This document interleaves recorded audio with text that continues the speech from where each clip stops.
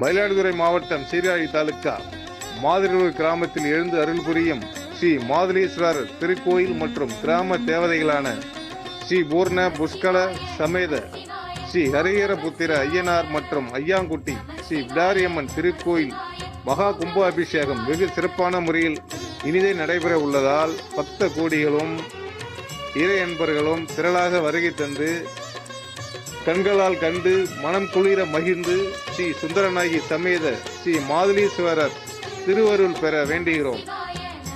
நாள் ஜனவரி 20/1/2025 திங்கட்கிழமை. நேரம் காலை 9 மணிக்கு மேல் 10:30 மணிக்குள். இங்கனம் திருப்பணி நிர்வாக குழுவினர்கள் மற்றும் கிராமவாசிகள். மாதிரவேலூர்.